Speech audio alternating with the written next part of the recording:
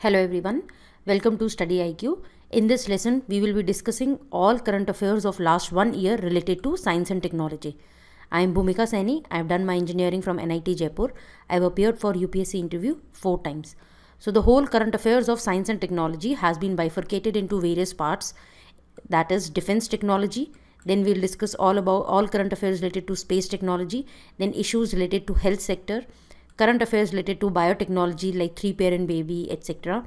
Then issues related to nuclear technology, and any other issue will be separately covered in miscellaneous section.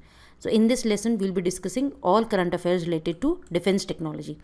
So the first news related to defense technology was that a new generation medium range surface to air missile that was co-developed by India and Israel. Remember, this MRSAM, it is co-developed by India and Israel, and this is the first time that MRSAM system was tested in India.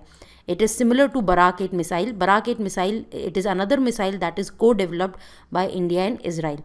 This is a supersonic missile system. Remember, it is supersonic missile system jointly developed with Israel Aerospace Industry. The objective of this missile is to defend any type of airborne threat, including aircraft and helicopters. So that will ensure surveillance and threat alert radar for tracking, detection and guidance of any enemy missile. So this is mainly for countering any airborne threat. The main strike range of this is 50 to 70 kilometers. So remember, this is MRSAM system co-developed by India and Israel, and the range is roughly around 50 to 70 kilometer. This is another version of, or this is similar to Barak 8 missile. Okay, and the objective is to defend any type of airborne threat. Next, coming on to Barak 8 missile. This is Barak 8 long range surface to air nuclear capable ballistic missile. So the things to be noticed are nuclear capable, second it is ballistic missile, and third it is co-developed with Israel. It can be both LRSAM, that is long range surface to air missile, and it can be MRSAM, that is medium range surface to air missile. So the range is roughly around 70 to 90 kilometer.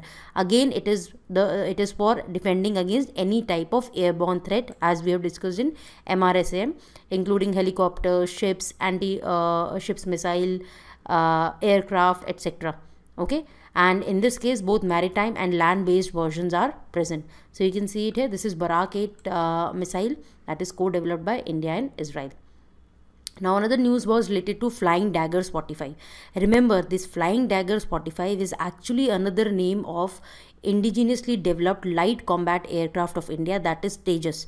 Right, so 2 indigenous Tejas were recently inducted into Indian Air Force Squadron, and they were known as Flying Daggers 45. So remember, this Flying Daggers 45 is actually Tejas only. This Tejas is a lightest multi-role supersonic aircraft. Remember, it is supersonic aircraft, and as I have told you that this aircraft is indigenously developed. So Hindustan Aeronautical Limited, DRDO, Aeronautical Development Agency, they are behind the design and development of LCA Tejas. So it is a multi-role supersonic aircraft, and the multi-role radar on Tejas was developed by was co-developed with Israel. So this I have already told you, multi-role fighter jet, smallest and lightest. It will replace countries' aging MiG-21 fighters. So MiG-21, these are Russian fighter jets, and these were imported from Russia, but Tejas is our own indigenous one.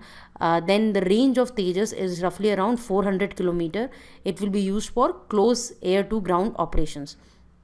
And I have told you, Flying Daggers 45, this is 2 Tejas have been inducted into Indian Air Force and under the name of Flying Daggers. Remember, it is not the first indigenous fighter. This may be a statement in prelims. This is not the first indigenous fighter to be inducted into IAF. In 1967, IAF had formed the first operational squadron with indigenous HF-24 Maruth fighter. So remember, it is not indigenous, not the first indigenous fighter. It is indigenous, but it is not the first. Okay, so this is our LCA Tejas.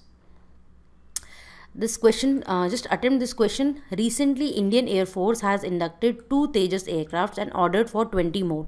Which of the following statements are correct about Tejas? It is a light combat aircraft. It is jointly developed by DRDO and Russia, and it is capable of firing air-to-air missiles and dropping laser-guided bombs. Just attempt this question and write the answer in the comment section. The next news was related to Rafale fighter jets. So Rafale, we recently had a deal with France for 36 Rafale fighter jet. So Rafale is a twin engine fighter. It is also a multi-role fighter aircraft. It is manufactured by French aviation company Dassault. So Dassault is the main manufacturer. That is a French company. And this aircraft, it is capable of carrying out all combat missions like interception, air defense, strikes, ground support, reconnaissance, anti-ship strikes, and nuclear deterrence. Remember, India and France, they have signed a deal for 36 Rafale fighter jets. This is developed by French company Dassault, and it is mainly for carrying out all combat missions. Okay, now this was important. This deal was important because this is the first fighter aircraft deal signed by India with other countries since the purchase of Sukhoi aircraft from Russia. So Sukhoi, MiG aircraft, these are all of Russia. Okay, so these are the Rafale fighter jets. Now there was another news related to S-400. So it is a new advanced S-400 air defense missile system. Remember, this is not indigenous. It is developed by Russia. This was developed by Russia to annex Crimea. Now recently India and Russia, they have signed a deal on S-400 missile system. This can be a game changer in countering airborne threat. Right, so it can tackle all airborne threats at a range of up to 400 km. Since the range is 400 km, that's why the name S-400. Okay, and it can keep a check on short and medium range ballistic missile threat. So this is how it looks like. So if there is any incoming ballistic missile, then it can prevent any airborne threat. So this is S-400, and because the range is 400 km, that's why the name S-400. India is the second purchaser of this system after China. Remember, it is developed by Russia, and India has recently signed a deal with Russia for S-400 missile system. Okay. Now there were some ships also that were in news. Like last year there was a question on INS Astradhani. That was in prelims 2016. So related question can be asked. So let's discuss all the ships that were in news this year. INS TILLANCHANG, a water jet fast attack craft. Remember, it's a water jet fast attack craft. It was recently commissioned into Indian Navy. This is the third ship of the 4 follow-on water jet fast attack craft. So then other ships are INS Thermogli, Tehau. These are after the name of islands in Andaman, and INS Tarash, that is the 4th one. So these are the 4 water jet fast attack craft that have been commissioned into Indian Navy. And remember, it is indigenously designed and indigenously built. Okay, so the main objective of this is it can carry a number of missions like coastal and offshore surveillance, EEZ control, that is exclusive economic zone control, law enforcement in the maritime zone, and non-military missions such as search and rescue, humanitarian assistance, and disaster management. Okay, so this is INS TILLANCHANG. The next one was related to this MORMUGAO. This is again this is a ship that is built under Project 15. Remember, Project 15B, this is mainly for building or making a guided missile destroyer. So this is an indigenously built guided missile destroyer. This is MORMUGAO. This is MORMUGAO.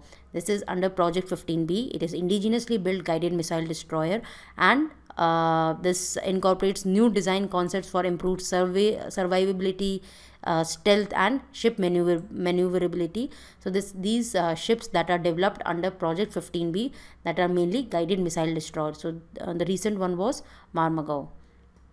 Then another news related to INS Chennai. You can see it here. This is INS Chennai. This is again, it is a guided missile destroyer. It has been recently commissioned into Indian Navy, and this vessel is again indigenously built by Indian Navy's in-house organization, that is Directorate of Naval Design, and constructed by Mazagaon Dock Limited, Mumbai. This ship is equipped to fight under nuclear, biological, and chemical warfare conditions. Okay. So this is INS Chennai. So remember, INS MORMUGAO, INS Chennai, these are all guided missile destroyer. Then there is another project, Project 75. So Project 15 we have discussed for guided missile destroyer. Now we are discussing Project 75. Now Project 75, this is mainly for building submarines, right? And it is we are actually developing this Project 75 in collaboration with French company, that is DCNS, French Naval Defense and Energy Company. Remember, it is not totally indigenous. This Project 75 is actually in collaboration with with French Naval Defense and Energy Company. So what are the submarines that have been developed under Project 75? First one was KALVARI, second is KHANDERI. INS KHANDERI is the second Scorpion submarine under Project 75. This is built at MORMUGAO Docks Limited. KHANDERI is named after the island fort of Maratha forces. That is not that relevant, but remember this KHANDERI is the submarine and it is built under Project 75. Now the objective is to operate, it can operate in all theaters including the tropics. It is mainly for conducting or undertaking multiple missions like any modern submarine, anti-surface warfare, anti-submarine warfare, intelligence gathering, mine laying, and area surveillance. So it can cater to multiple roles. So this is INS KHANDERI. This is under Project 75. Then the first one that I had told you, INS KALVARI. It is Indian Navy's first indigenous Scorpion class stealth submarine. It has been built under Project 75 by MORMUGAO Dock Limited in collaboration with French Naval Defense and Energy Company. Remember, Project 75 is very important this year. This was in news due to various reasons. This can be asked in prelims. This INS KALVARI is also known as Tiger Shark or S50. Again, it can take various operations including multifarious warfare, anti-submarine warfare, similar to the one that we have discussed in INS KHANDERI. Okay, so remember INS KALVARI, that is first one under Project 75. INS KHANDERI was the second one under Project 75. And what is Project 75? That we have discussed. That is for developing submarines, and it is in collaboration with French Naval Defense and Energy. So this is INS KALVARI. Okay, now let's discuss, this is very important news, that is Airborne Early Warning and Control System of India. The name of this Airborne Early Warning and Control System is called NETRA. So NETRA is very important. This Airborne Early Warning and Control System is mounted on a Brazilian Embraer 145 jet, and it has been inducted into Indian Air Force. So this is the Airborne Early Warning and Control System, and this is the Brazilian jet. Right, you can see another image. This is the Brazilian Embraer jet, and this is the Airborne Early Warning and Control System. Okay, now let's discuss about it in detail. First of all, it is indigenously developed. This is very important. NETRA has been developed by DRDO. India is now the fourth such nation after US, Russia and Israel that have their own technology of Airborne Early Warning and Control System. Currently, Indian Air Force was using Israel Falcon AWACS, that is Airborne Warning and Control System, because we did not had our indigenous. So now we have developed our indigenous Airborne Early Warning and Control System. So these currently the ones which we are using are Falcon AWACS, that is made by Israel. It has range of 400 kilometers and 360-degree coverage, but our NETRA, it has range of 200 kilometers and it has 240-degree coverage. Remember, if in prelims there is a statement that it has 360-degree coverage, that will be wrong, because NETRA, that is our indigenously developed Airborne Early Warning and Control System, has 240-degree coverage. Okay, and it has a range of 200 kilometers. So it can detect any incoming aircraft, any missile, any UAV or drones, etc. It has state-of-the-art active electronically scanned radar. So this is mainly through radar, that is through radio waves we detect any incoming aircraft, missiles, drones, etc. Okay, so this is the Airborne Early Warning and Control System of India, mounted on Embraer, Brazilian Embraer 145 jet, and India is the fourth such nation, and it is mainly for detecting any incoming threat, that is airborne threat, that is missile, aircraft, etc. Okay, and India is the fourth such nation. Remember, the range is 200 kilometer and the coverage is 240 degrees. It is not 360 degrees. Now another thing that was in news was KAMOV. That these are helicopters that will be jointly produced between India and Russia. So India and Russia have signed a deal to jointly produce 200 KAMOV this 226T helicopters. This will replace the aging Cheetah and Chetak helicopters in India. So remember, this is KAMOV. If there is a question on this, just remember this is a joint development or co-development between India and Russia, and these are helicopters, and this will replace Cheetah and Chetak. This was in news, that is Indian Coast Guard ships, Aryaman and Atulya. These are 18th and 19th in the series of 20 fast petrol vessels. So this is Atulya, this is Aryaman. So these two fast petrol vessels were recently commissioned at Kochi. These are equipped with state-of-art weaponry, advanced communication, and they can undertake multifarious close coast missions such as surveillance, search and rescue, etc. So remember the names and what they are. So it is Indian Coast Guard ships, that is Aryaman and Atulya, and these are fast petrol vessels. Okay. Now let's discuss all the news that was there related to unmanned aerial vehicles. So I've covered all the news related to UAVs here only. So one news was related to Tapas 201. Now this is another name of Rustam 2. Rustam is a UAV developed by India, that is DRDO. Now the Rustam 2 is an advanced version of Rustam, and its another name is Tapas 201. So DRDO has successfully carried out maiden flight of Tapas 201, that is Rustam 2. It is a medium altitude long endurance unmanned aerial vehicle. So the altitude is medium altitude and it is a long endurance UAV. It is developed to carry out, what's the objective of it? Intelligence, surveillance and reconnaissance role. Right, so mainly surveillance over the over the battlefield, such things can be done, and it has an endurance of 24 hours. This is Tapas, that is Rustam 2. Okay. Now just attempt this question. DRDO successfully carried out maiden flight of Rustam 2 unmanned aerial vehicle. Which of the following statements are correct about Rustam 2? This is a UAV, is a surveillance unmanned aircraft and is not combat capable. This is the first statement. Rustam 2 is a medium altitude long endurance UAV. Attempt this question and answer the question in the comment section. Another news related to UAVs. UAVs were there in news due to many reasons. There was an Aero India 2017 show under which there was a wide display of UAVs, right, by domestic companies, by foreign companies to tap India's $3 billion domestic market. Now this was in news mainly because India is investing, especially DRDO is investing a lot in drones or in UAVs, and DRDO is also planning to have a policy document for drones by 2020. So we need to study the present drones that DRDO has manufactured or like Indian Armed Forces are using. So the main projects related to UAVs are, there are two projects, that is, one is Muntra N, the other is Muntra M.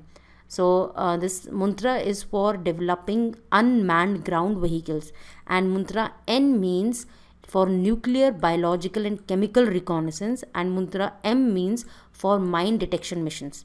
Okay, so remember Muntra project, it is for developing unmanned ground vehicles and it is mainly by DRDO. Second, Muntra N and Muntra M, there are two versions of Muntra. N is for nuclear, biological and chemical reconnaissance, M is for mine detection missions. Okay. Now there was another news related to UAV, that is draft UAV regulations were laid because because UAVs are now frequently used for various purposes, for civil purposes, for defense purpose. So that's why draft UAV regulations were laid out. Now what are the regulations? That all UAVs operated in India will require a UIN, that is unique identification number, that will be issued by Directorate General of Civil Aviation.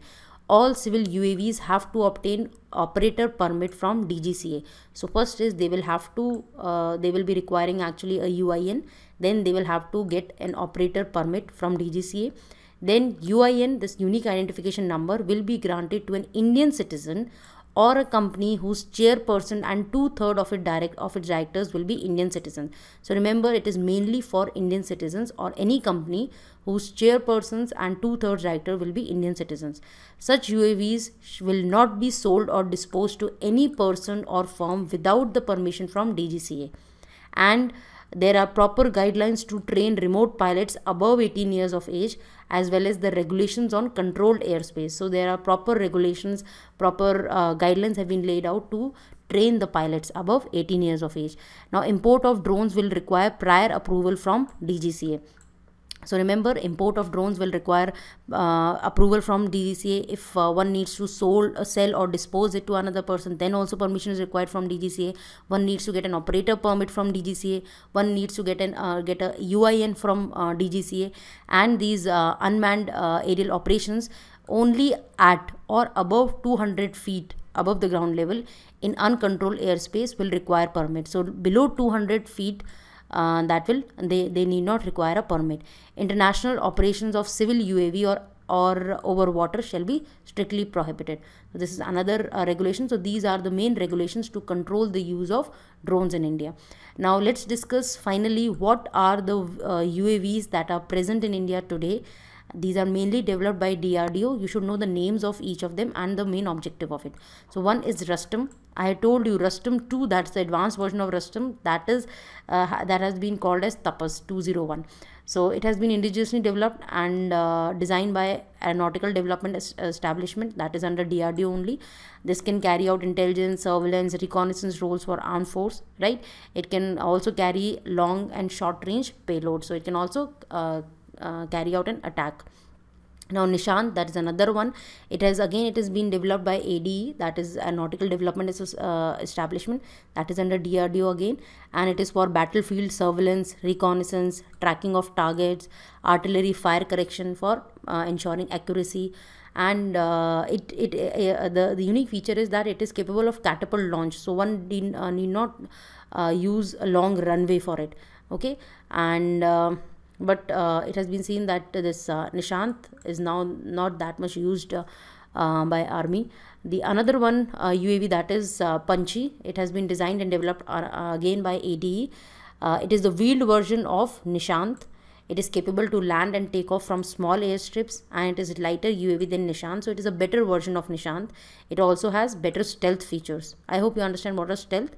Stealth is one can escape the detection, okay, mainly by radar. So stealth technology is also there in Panchi. Lakshya, it is a reusable aerial target system. This can be remotely operated from ground to provide aerial target for training of gun and missile crew. It's mainly for training purpose. Then Daksh, it is a land-based drone that is used for bomb disposal. Again, it is developed by DRDO. So this is Nishant, this is Lakshya, this is Tapas or Rustum 2, this is Panchi. So these are the UAVs that are presently working, and these are mainly developed by DRDO. Okay, so these were all the news that we discussed related to UAV. Now moving on to sonar system. Four indigenous sonar systems have been recently developed by Navy. This is developed by NPOL, a Kochi-based laboratory of DRDO. So again, it comes under DRDO, and it is mainly for boosting our underwater surveillance capability. So the names you should remember: one is Abhay, that is compact hull-mounted sonar, that is for shallow watercrafts. Then another is Hamsa UG. UG means upgrade. So it's another advanced version of Hamsa sonar system that was already existing. Then the third one is AIDSS, Advanced Indigenous Distress Sonar System for submarines. The fourth one is NACS, Near Field Acoustic Characterization System. So remember the names of these four sonar systems that have been recently inducted into the Navy. Okay, so these are for underwater surveillance. Okay, now let's discuss what all missiles were in news in last 1 year. One was Prithvi 2. It is a short range surface to surface missile. Remember, it is a surface to surface missile and it is a short range missile. This is the first missile to be developed by DRDO under Integrated Guided Missile Development Program. So this IGMDP, it started in 1983 and it was mainly spearheaded by our missile man, that is Mr. Abdul Kalam, and thereafter various missiles have been developed under IGMDP program. So Prithvi was one of them. It was rather the first missile to be developed under this program. This missile is capable of reaching a target 350 km away, and it can carry a payload of or a warhead of 500 kg nuclear warhead. So it is nuclear capable missile. It is first indigenously built ballistic missile. So it is a surface to surface missile. It is a ballistic missile, and it is developed under IGMDP program. It can operate on both liquid and solid fuels, and as I told you, it can carry nuclear payload as well. Okay, so this is Prithvi 2 missile. Now moving on to the Agni family. Agni missiles are there in news very frequently. Agni 1, that's the range. These are all so ballistic missile. Agni and Prithvi, these are all ballistic missile. So Agni 1, the range is 700 to 1200. Agni 2 is 2000 to 2500. Agni 3 is 3000 to roughly around 5000. Agni 4 is intermediate range ballistic missile. Then Agni 5, this was in news. This is first intercontinental ballistic missile. So intercontinental means that is from one continent to other. So it can, if it is targeted from our continent, then it can target another continent as well. So it's an intercontinental ballistic missile. The range is roughly around 5,000 kilometer, and this Agni 6 is under development. It will also be an intercontinental ballistic missile, but the range will be much more. So this is Agni 5, and in Agni 5 there are two things that are important. One is MORF technology has been used first time in Agni 5, and the another one is canister based launching system. So these are the two things that you need to know related to Agni 5. So let's discuss MORF technology. Multiple independently targetable re-entry vehicle. Now what does that mean? This is a ballistic missile payload. So you can see this is the payload. This is the warhead actually, and this is known as payload. It contains several warheads. You can see it here. These are the several warheads, and these several warheads, they can independently target, right? And that's what is known as MORF. So Agni 5 is the first missile that has MORF technology in India. This whole is the payload, and these are independent warheads, right? You can see it here. These are independent warheads, so they are independently targeting the different targets. Okay. So this is MORF technology, and Agni 5 is capable of MORF technology. Now another news related to Agni 5 is it has a canister based launching system. So what does canister based means? This is the canister, right? So these are the missiles are actually encapsulated in a sealed canister.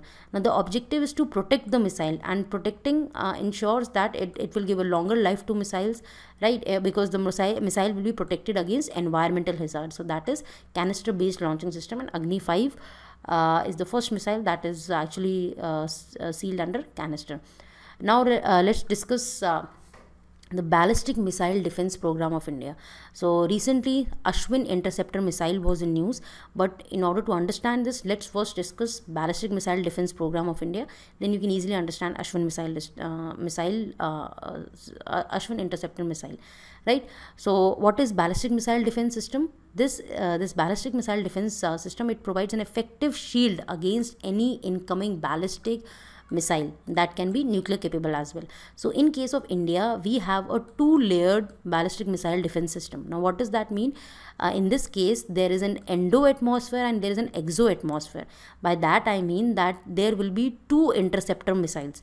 One will be Prithvi defense missile or Prithvi defense vehicle. This is mainly for targeting the incoming enemy missile in the exo-atmosphere, right? And advanced air defense missile, that is Ashwin missile, will target the incoming enemy missile in the endo atmosphere, that is in within a certain limit, right? And DRDO expects to have the BMD system, that is this ballistic missile defense system. So let's understand this. Suppose this is in the first case, this is the enemy missile, right? And it has been fired from an enemy country and it is approaching India. It is actually entering in Indian airspace. So first the exo vehicle or exo defense will become operational, that is the Prithvi defense vehicle.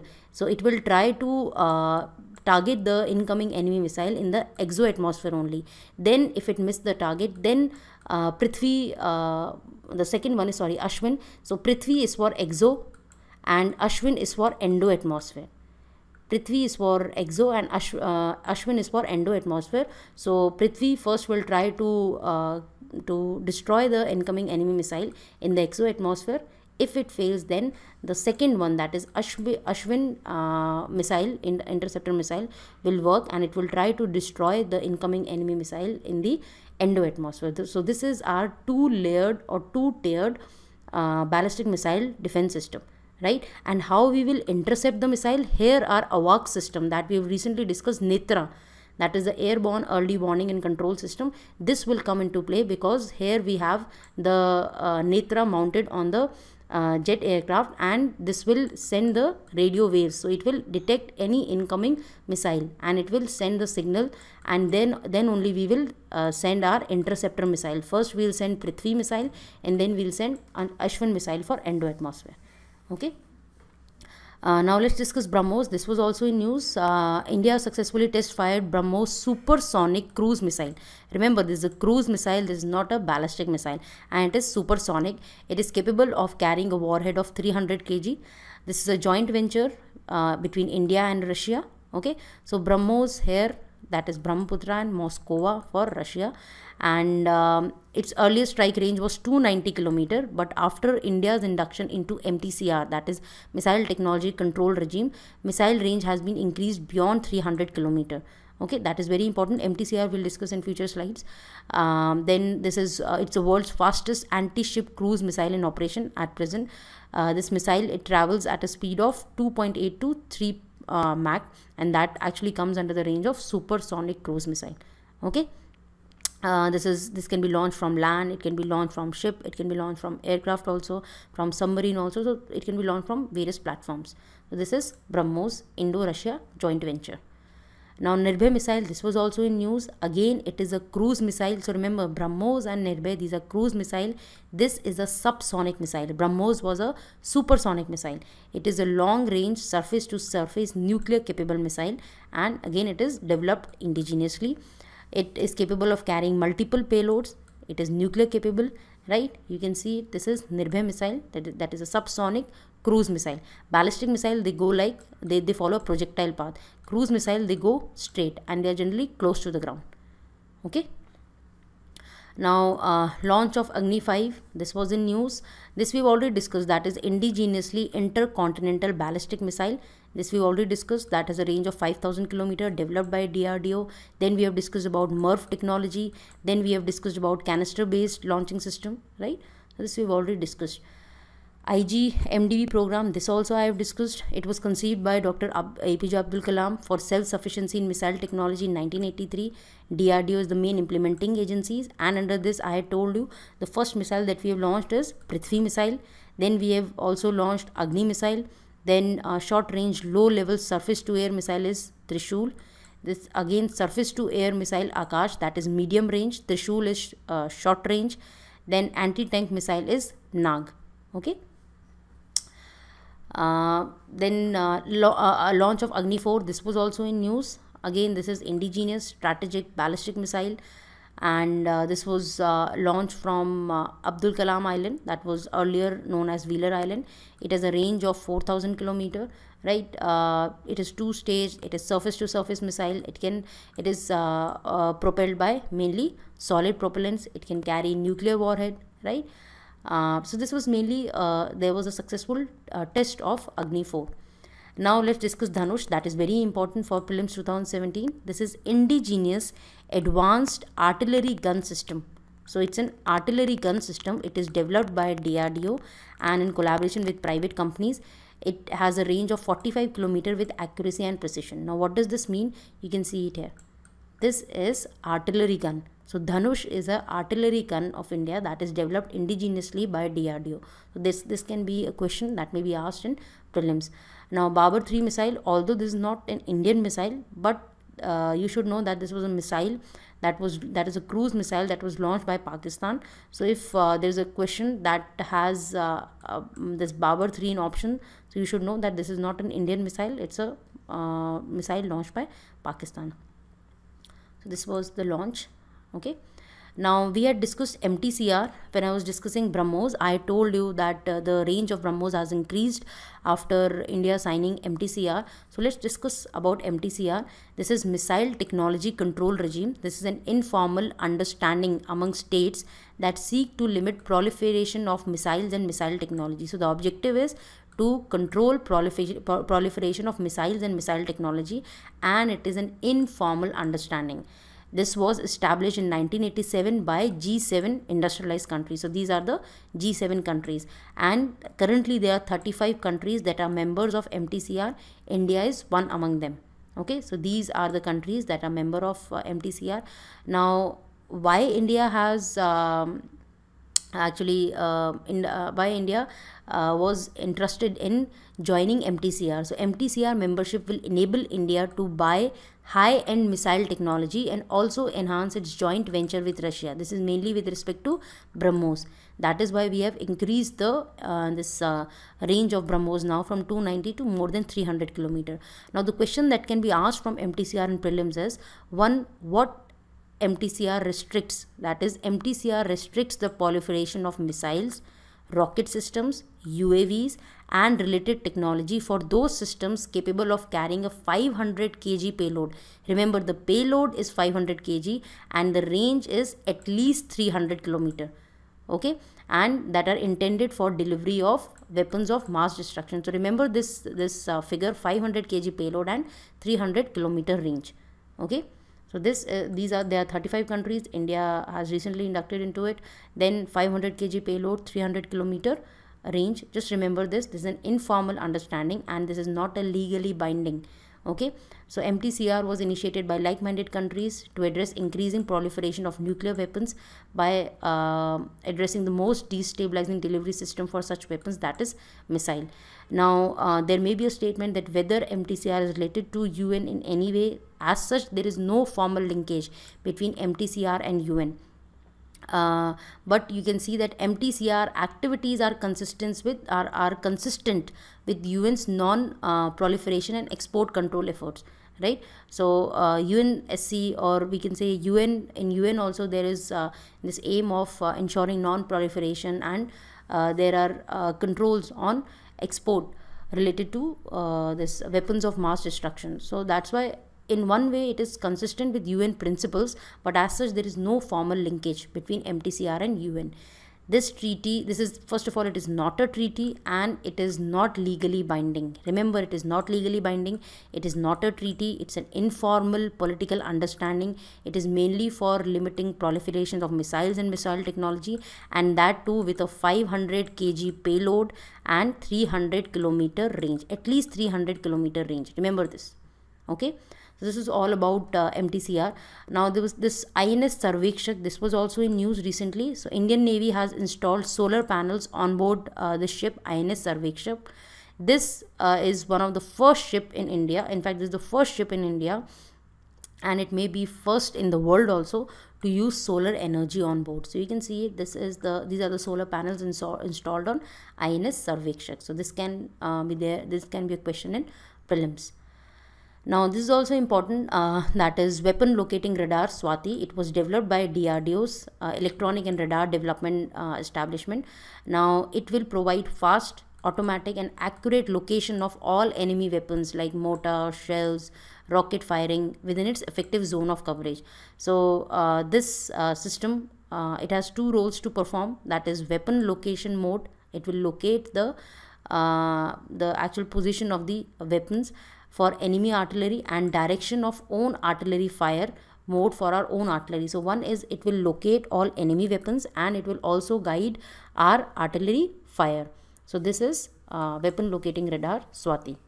Okay, this is indigenously developed. Now INS Aryan, this was also in news. This is India's nuclear powered ballistic missile submarine. Remember, it is nuclear powered, so it is run on nuclear power, and it is ballistic missile submarine. It is indigenously constructed nuclear submarine. It is rather first indigenously constructed nuclear submarine, although it was built with the help of Russia, but it is indigenously constructed. Okay, it is capable of carrying nuclear tipped ballistic missiles. So nuclear capable ballistic missile it can carry, and they are designed to cruise the waters carrying nuclear weapons and provide a nation with an assured second strike capability. Second strike capability means that once if India is if there is an attack, nuclear attack on India, then how India can retaliate. Okay, so this is INS Aryan, that is nuclear powered. Okay, now INS Virat, this was also in news. INS Virat is actually this aircraft carrier of Indian Navy. This was world's longest serving warship, that is aircraft carrier INS Virat, that was recently decommissioned by Indian Navy.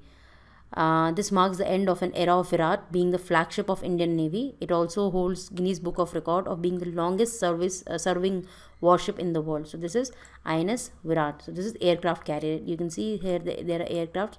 So it carries aircraft. Okay. Now let's discuss the aircraft carriers of India. India at present has only one aircraft carrier, that is INS Vikramaditya, and this was taken from Russia.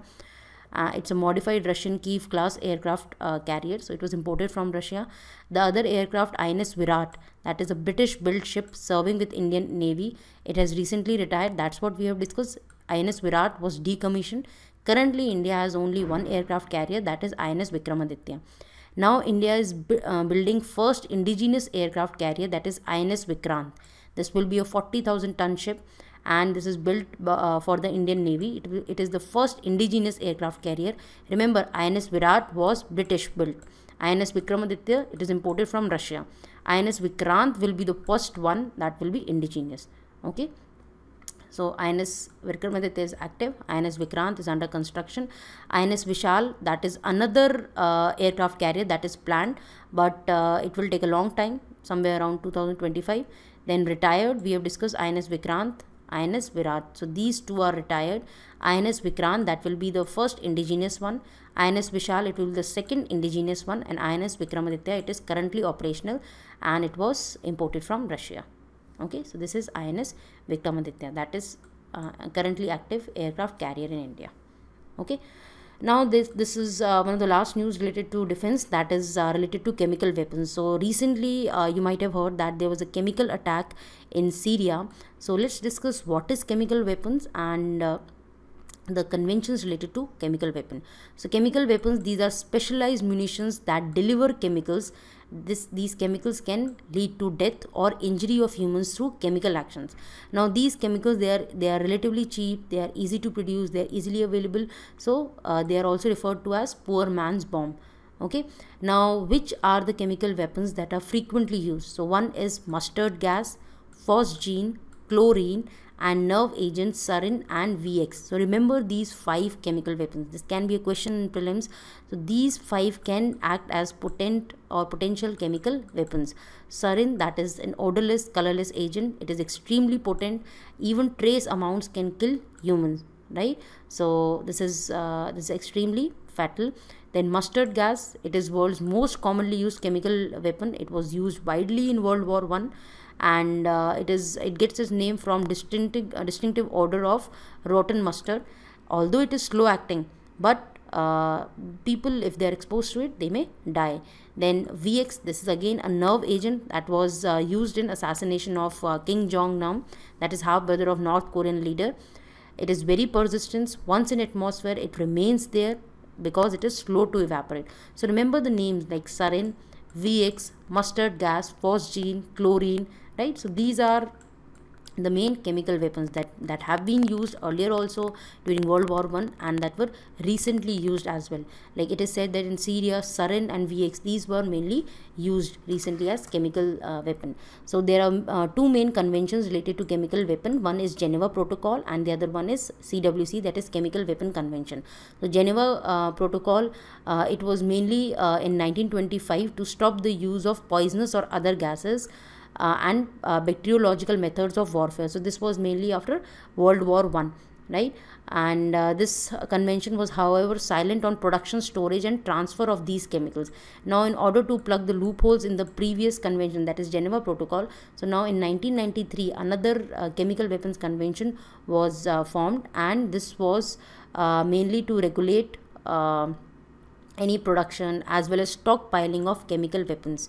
Okay, India is a signatory to Chemical Weapon Convention, although there are 4 states that are not party to it, that is Israel, Egypt, North Korea and South Sudan. Okay, so the main objective is to destroy the stockpile of chemical weapon, right? So these are the 2 conventions related to it. India is a signatory of CWC. Remember it, or remember all the 5 chemical weapons that are used. Okay, now let's quickly discuss the major military exercise that were in news, like army exercise that were in news. Ashwamedh, that is by Indian Army. Shurveer, again by Indian Army. Vijay Bhav by Indian Army and Air Force. Then Equivalent, remember it's between India and Maldives. Mitra Shakti, between India and Sri Lanka. Shakti is between India and France. Nomadic Elephant, remember it was in news, India and Mongolia. Surya Kiran, remember it was very recently it was in news, that is between India and Nepal. COPE, between India and US, and Yuddh Abhyas, between India and US. Remember, these are all exercised by army. Then naval exercise, that is Varun, between India and France. Slinex, between India and Sri Lanka. Indra, between India and Russia. This is biannual. Hand in Hand, this is very important. This was first time done in 2015, I think, and it is between India and China. Malabar, between US, India, and recently Japan was also actually first time Japan was also invited in this. Then Symbix, between India and Singapore. Ipsamar, that is between Brazil and South Africa. India, Brazil, and South Africa. Konkan, between India and Britain. Aussie Index, as the name suggests, India and Australia. Milan, India, and various countries. So remember, hand in hand is important here. Malabar is important, that was also in news. Okay. Then with respect to Air Force exercise, Indradhanush, that is between India and UK. Garud, between India and France. So remember, Shakti is also between India and France, but army exercise. Varun is between India and France, but naval exercise. Garud is between India and France, but Air Force exercise. Then Red Flag, India and US, that was in the desert. Nevada is a state in USA, so it's in the desert region of USA, in the western part of USA. Then Aviva Indra, between India and Russia. So Indra was a naval exercise between India and Russia. Aviva Indra is a Air Force exercise between India and Russia. Okay. Thank you. If you want me to make other parts also, please do write in the comment section. Thank you.